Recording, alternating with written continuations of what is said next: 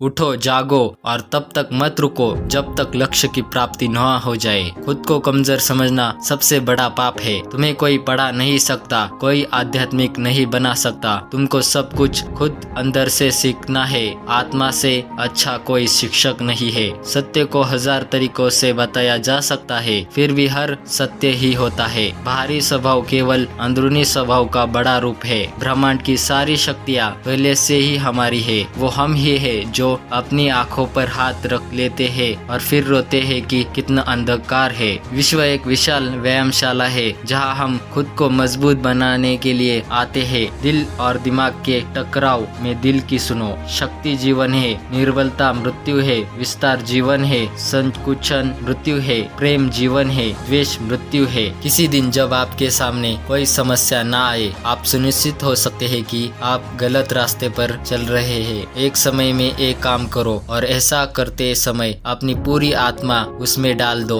और बाकी सब कुछ भूल जाओ। जब तक जीना तब तक सीखना। अनुभव ही जगत में सर्वश्रेष्ठ शिक्षक है। जब तक आप खुद पर विश्वास नहीं रखते तब तक आप भगवान पर विश्वास नहीं रख सकते। जो अग्नि हमें गर्मी देता है, हमें नष्ट भी कर सकती है। यह अग्नि का दोष नहीं है। चिंतन करो, चिंता नहीं। नए विचारों को जन्म दो। हम वो है जो हमें हमारी सोच ने बनाया है। इसलिए इस बात का ध्यान रखिए कि आप क्या सोचते हैं। शब्द गौण है, विचार रखते हैं, वे दूर तक यात्रा करते हैं। जैसा तुम सोचते हो वैसे ही बन जाओ। खुद को निर्बल मानोगे तो निर्बल और सबल मानोगे तो सबल ही बन जाओगे। कुछ मत पूछो, बदले में कुछ मत मांगो। जो देना है वो दो, वो तुम तक वापस आएगा, पर उसके बारे में अभी मत सोचो। जो कुछ भी तुमको कमजोर बनाता है, शारीरिक, बौद्धिक या मानसिक, उसे जहर की तरह त्याग दो। तुम फुटबॉल के जरिए स्वर्ग के ज्यादा निकट होगे बजाय गीता का अध्ययन करके। वेदांत कोई पाप नहीं जानता, वो केवल त्रुटि जानता है। और वेदांत कहता है कि सबसे बड़ी त्रुटि यह कहना है कि तुम कमजोर हो, तुम पापी हो,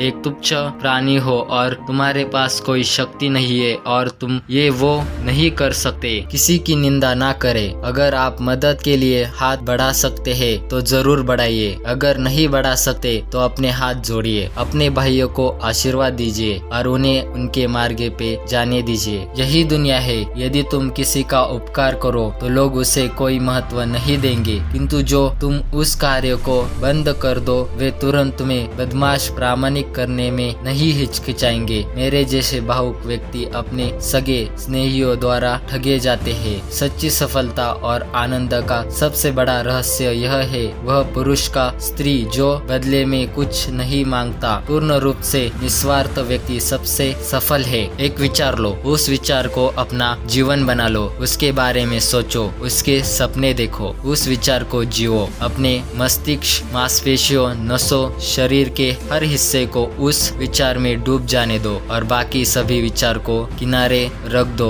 यही सफल होने का तरीका है। क्या तुम नहीं अनुभव करते कि दूसरों के ऊपर निर्भर रहना बुद्धिमानी नहीं है? बुद्धिमान व्यक्ति को अपने ही पैरों पर दृढ़ता पूर्वक खड़ा होकर कार्य करना चाहिए। धीरे धीरे सब कुछ ठीक हो जाएगा। जब लोग तुम्हें गाली दे तो तुम उन्हें आशीर्वाद दो। सोचो, तुम्हारे झूठे दंभ को बाहर निकालकर वो तुम्हारी कितनी मदद कर रहे हैं। हम जो बातें हैं वो काटे हैं। हम स्वयं को अपने भाग्य में निर्माता है। जो सत्य है उसे साहस पूर्वक निर्भीक होकर लोगों से कहो। उससे किसी को कष्ट होता है या नहीं, इस और ध्यान मत दो। दुर्बलता को कभी प्रशय मत दो। सत्य की ज्योति बुद्धिमान मनुष्यों के लिए यदि अधिक मात्रा में प्रखर प्रतीति होती है और उन्हें बहा ले जाती है तो ले जाने दो। वे जितना शीघ्र बह जाए उतना अच्छा ही है। यदि स्वयं में विश्वास करना और अधिक विस्तार से पढ़ाया और अभ्यास करवाया गया होता तो मुझे यकीन है कि बुराइयां और दुख का एक बहुत बड़ा हिस्सा गायब हो जाता। यदि परिस्थितियां पर आपकी मजबूत पकड़ है तो जहर उगलने वाला भी आपका कुछ नहीं बिगाड़ सकता। हर काम को 3 अवस्थाओं से गुजरना होता है, उपवास, विरोध और स्वीकृति। अनेक देशों में भ्रमण करने के पश्चात में इस निष्कर्ष पर पहुंचा हूँ कि संगठन के बिना संसार में कोई भी महान एवं स्थायी कार्य नहीं किया जा सकता। शिक्षा क्या है? क्या वह पुस्तक विद्या है? नहीं। क्या वह नाना प्रकार का ज्ञान है? नहीं। यह भी नहीं जिस समय के द्वारा इच्छा शक्ति का प्रवाह और विश्वास वंश में लाया जाता है और वह फलदायक होता है, वह शिक्षा कहलाती है। हम भगवान को खोजने कहाँ जा सकते हैं अगर उनको अपने दिल और हर एक जीवित प्राणी में नहीं देख सकते। किसी चीज से डरो मत, तुम अद्भुत काम करोगे। यह निर्भयता ही है जो क्षण भर में परम आनंद लाती है। वह नास्तिक है जो अपने आप में विश्वास नहीं रखता। हमें ऐसी शिक्षा चाहिए जिससे चरित्र का निर्माण हो, मन की शक्ति बढ़े, बुद्धि का विकास हो और मनुष्य अपने पैरों पर खड़ा हो सके। तुम्हें कोई पढ़ा नहीं सकता, कोई आध्यात्मिक नहीं बना सकता। तुमको सब कुछ खुद अंदर से ही सीखना है। आत्मा से कोई अच्छा शिक्षक नहीं, आपकी अपनी आत्मा के अलावा कोई दूसरा आध्यात्मिक गुरु नहीं है। शिक्षा का अर्थ है उस पूर्णता को व्यक्त करना जो सब मनुष्य में पहले से विद्यमान है। प्रेम विस्तार है, स्वार्थ संकुचन है, इसलिए प्रेम जीवन का सिद्धांत है। वह जो प्रेम करता है जीता है, वह जो स्वार्थी है मर रहा है। इसलिए प्रेम के लिए प्रेम करो, क्योंकि जीने का यही एकमात्र सिद्धांत है। वैसे ही जैसे कि तुम जीने के लिए सांस लेते हो, बल ही जीवन है और दुर्बलता मृत्यु। अगर स्वाद की इंद्रिया को ढील दे तो सभी इंद्रिया बेलगाम दौड़ेगी। किसी की निंदा ना करे। अगर आप मदद के लिए हाथ बढ़ा सकते हैं तो जरूर बढ़ाइए। अगर नहीं बढ़ा सकते तो अपने हाथ को जोड़िए, अपने भाइयों को आशीर्वाद दीजिए और उन्हें अपने मार्ग पर जाने दीजिए। धर्म